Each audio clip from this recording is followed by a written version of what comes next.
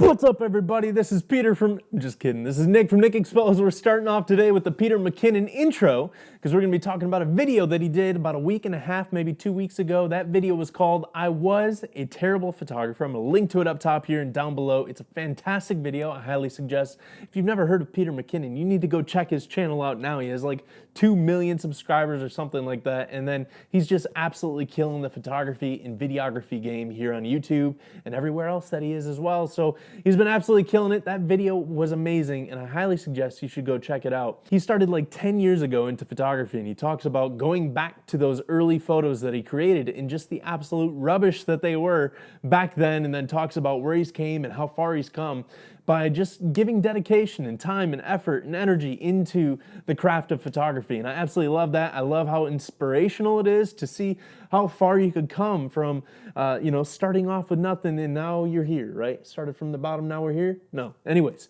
But on this episode, I wanted to kind of flip the script and kind of talk about the other side of the coin, add a little bit more to the conversation here, because we constantly see people's like highlight reels, and we see, from guys that we admire, we see their entire life's work being showcased, and we tend to forget that even somebody like Peter McKinnon, I don't want to put words in his mouth, and this is not a critique on his video by any means. I absolutely love Peter, and I love what he's doing.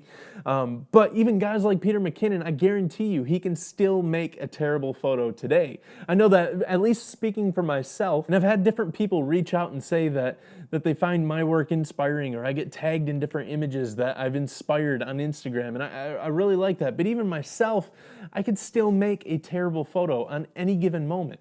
If you were to look at any of my contact sheets, because I'm still shooting film, if you were to look at the frame that I post up on Instagram or that ends up in a project or an exhibition or anything like that, if you were to look to either side of that frame, chances are I probably botched it, I probably missed it, and I probably made a terrible frame right next to the thing that kept and went out to the world. For example, I want to share, like, you guys, if you've been following this channel or if you follow me over on Instagram at all, you've probably seen this photo before, but it's the birds in flight photo. And this is arguably probably my all-time famous photo to date.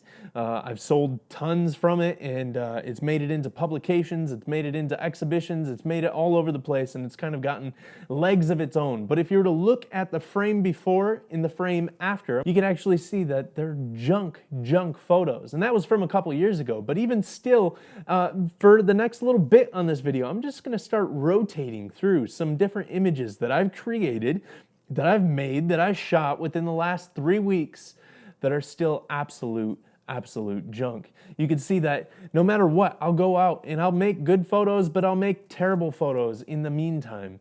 And just this whole idea of, if all we focus on is the idea that we still make good photos, that we came so far, and again, not a critique on Peter's video, I think that there is a place for that, but I still think that, if all I sit here and tell you is, check out all my good photos, check out all my good photos, I think I'm kind of leading people astray, especially those that are coming into photography and those who think, I know that I've been in this place before to where I look at Joe Meyerowitz or Jay Maisel or, Elliot Erwitt, and we've talked about this in the past, but we start to look at their photos and we start to wonder if they could even make a terrible photo.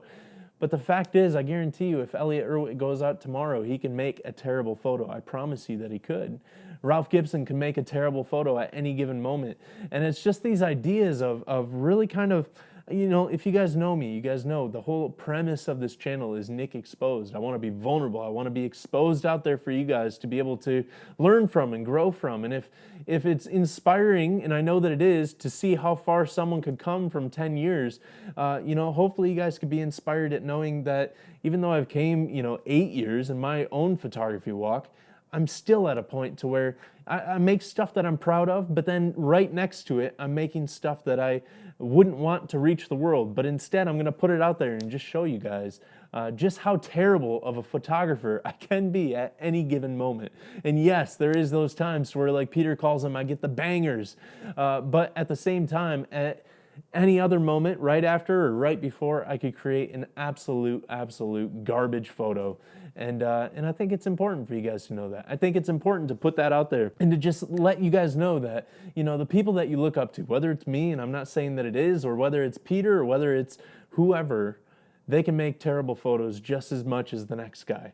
It's not about, always making great work. It's about, like Peter was saying, going forward and just really putting in the time, effort, and energy. And all of a sudden that gap starts to shrink. I used to make much more terrible photos than I do today, but I don't think that there's ever going to be a point. And maybe I'm thinking wrong on this, and I'd love to hear you guys' comments down below. But I don't think that there's ever going to be a point to where every single shot that I make is an amazing shot. In fact, I think it's quite the opposite. I think as I go forward, a lot of the shots that I used to think were great start to become the rubbish ones, but at the same time, there's stuff that is still absolute garbage compared to even when I started, 8 years ago. So I don't know, I just wanted to make this video and kind of see what you guys think on this whole topic. Do you guys find it interesting and insightful to be able to see this kind of stuff from people that you admire?